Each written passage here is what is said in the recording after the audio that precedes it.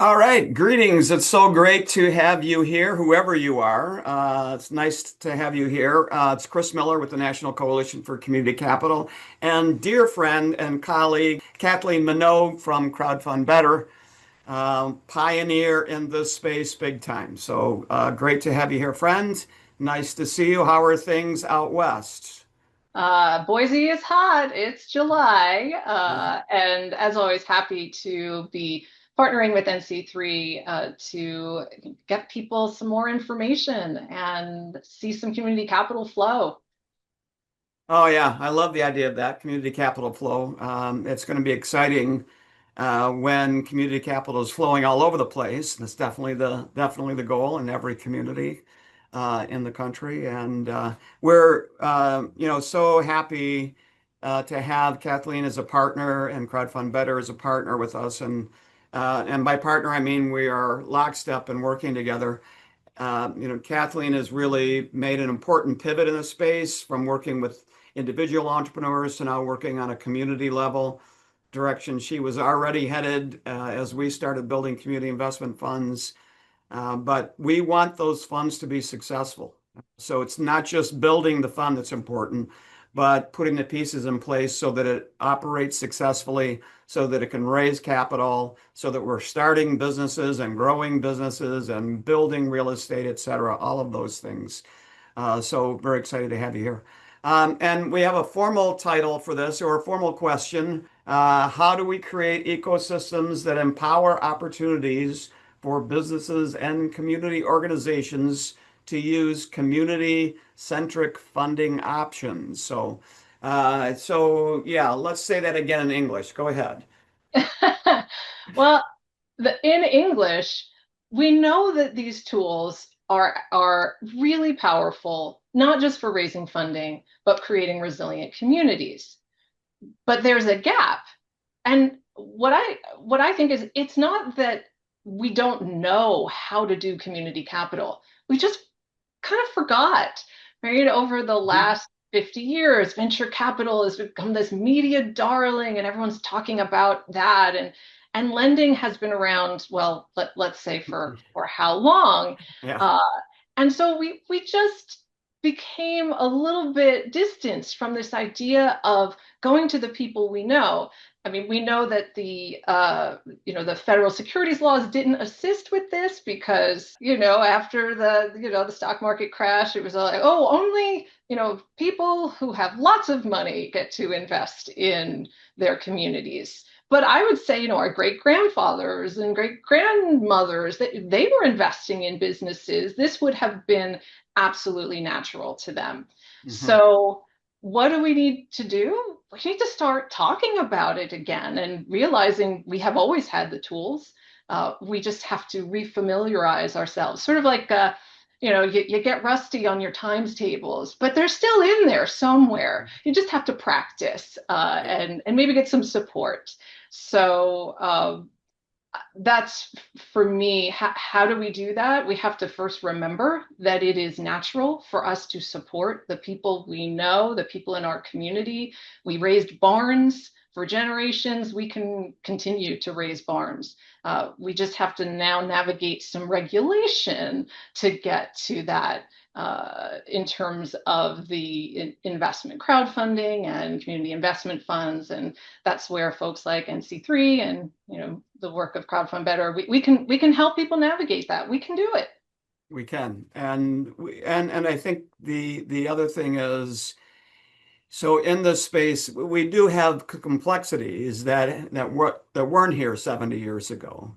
And we also want to fix some things that were part of some of those systems. I think what always pops in my head is redlining. So we had banks, and that was really the significant mechanism, right? That helped us move our money throughout our communities was through banks, our savings accounts and our checking accounts, and that money being lent, being backed, being mortgages, being business lending, et cetera. And that's gone. So we definitely we don't want to replicate the redlining and the other bad things that they did. But it's challenging because we have, as you noted, we have regulations and stuff that we have to do. And we've lost that supporting ecosystem. So it's not there anymore. We can't talk to our local banker or local CPA or local investment advisor about this because most of them don't have any idea. They've been operating off in this other world where our capital leaves our communities, where people are deciding who are outside our communities, what comes into our communities. And so how do we do that? How do we navigate that space where there isn't this ecosystem around us that supports this stuff, which really is natural, and when it happens, feels so great to do things together, to build a barn together, et cetera. So how do we get there? How do we get there? Well, I'll use the example of the work we've been doing with business advisors, because in order to get entrepreneurs to use tools like investment crowdfunding, they need people around them who understand it. So it's really not a surprise that small businesses and community organizations aren't using these tools when the professionals they turn to for support and information and knowledge are not up to speed with what's possible. So I was frustrated by this about 7 years ago when I was trying to work with entrepreneurs to use crowdfunding. And then I said, it's not an entrepreneur problem. It's a business advisor problem. These entrepreneurs are going to their small business development centers or their women's business centers or their local economic development, and they're being told, here, go talk to this lender. Here, this is, how you put your pitch deck together. So I decided, as an education organization and an educator by training, that it was time to do something. So we created our certified advisor program, which helps small business advisors who work directly with entrepreneurs, one-on-one as coaches and consultants, put this training together to empower them with the knowledge to bring these tools to their clients, to help them develop strategies to use them, to evaluate if they're a good fit, we created trainings that then those advisors use with their clients to help them to go through this process. And I'll tell you, the advisors who do the training, once they see community capital and crowdfunding, they can't unsee it. Some of them are so passionate about it and about bringing it to their clients, they're actually frustrated when their clients aren't interested in using these tools. Yeah. But how did that happen? So let's step, how did I find these advisors? And it really took some forward-looking leaders. So the head of the New York State SBDC, she felt this was important, and she put together a cohort that did that training. We've had that same experience with the Florida SBDC. Their state director has made this a priority. We've also done a training with the Washington State Microenterprise Association. So the director of the Microenterprise Association is so excited about these community capital tools that she arranged a cohort, and we had 14 advisors who support micro businesses in Washington do this training. So it takes someone to say, this is important. And we should take some, and this is important, funding, the kind of funding that is being used to train these same advisors on helping people get loans or helping people with their marketing or helping them put their angel investor pitch decks together. All these advisors are going through professional development training. So how do we move this forward? I think that's one way, is really giving the people who are talking to all of the organizations, businesses in the community, empowering them with knowledge. Because when I would go to Access to Capital events, this is what would happen. They would say, oh, here's the lending person. And then there's crowdfunding. But there was no one in the room who could answer questions about crowdfunding. So how seriously would you take that as a business if you couldn't even talk to someone? So I think education and conversation, because it really does open conversations as well.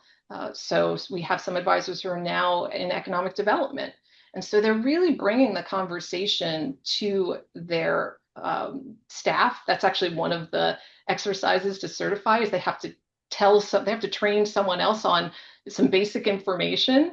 So it's, let's play a good game of telephone. Let's keep talking. And just recently, we've put together a training that's more for the folks who don't work directly with entrepreneurs or community organizations. So your economic development teams, your Main Street teams, your chambers, your entrepreneur supporting organizations. So the people who are resources, if they feel comfortable speaking about community capital, they don't have to be experts, but there has to be a comfort there. And then if they know where to send those individuals for resources. So folks like NC3, right? If you want to do a community investment fund, who do you talk to? NC3. If you want, some entrepreneur training, then come talk to Crowdfund Better. But it's not common vernacular. Yeah, I couldn't agree. And it occurs to me it probably would have been good at the outset for us to talk broadly about what we're talking about, right? So let's do that right now. So someone's stuck with us this long. So the idea of this work that we are doing and that we are doing jointly with Crowdfund Better is create a mechanism that allows everyone in the community to invest in the community, to invest in the businesses in the community, to invest in real estate in the community. We want everybody to have a way to get to build community wealth, individual wealth, multi-generational wealth, and that is about investment and ownership of businesses, which I love this phrase one of our partners is using. He's talking about economies that can't move. So they're embedded in the community. You can't take them somewhere else.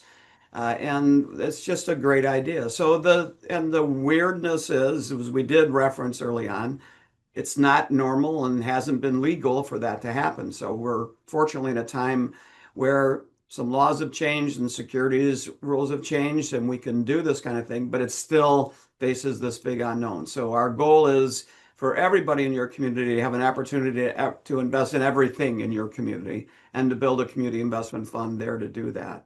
So I wonder if you could talk a little bit about sort of differentiate, investing in a single business versus a community, setting up a community investment fund and talking about investing in that. Where's your thinking on that? I actually have a diagram that I created for this because this is what I love to do. So if you think about an investment crowdfunding campaign, you may have someone with friends and family money. You might have them use regulation crowdfunding, but all of that money is filing down to one business. So it can come in from multiple sources, but it's one business. Right. The difference with a community investment fund, we want the community to be involved and to use tools where the community is involved, but there are other tools that a community can put alongside the community investment. But the key is what comes out of the bottom of that funnel is lots of little investment. So it's not just going to one business, but to a workforce housing project or a small business, or maybe it's an entrepreneur supporting organization, right? There's all different things that fund can do versus a single investment crowdfunding campaign. That's really for that single business or organization. No, and that was really well said, as I expected. So essentially, what we're doing here is creating pooled investment vehicles, which is any investment advisor is going to tell you to pool your capital and spread the risk, but we're going to do it right in our own communities, and we're going to use the structural stuff that NC3 has developed to help us navigate the securities laws that are around this, and we're going to use the work that Kathleen does and that she brings into this to kind of make people more comfortable with this and create ways and explain exactly how we do this. Any final words of wisdom? I would say, remember, you know how to do this. Remember that this is a natural thing for humans to do, to support the people they know in bringing ideas into reality. And don't get stuck in the systems that have been created over those real natural impulses to collaborate and to support each other.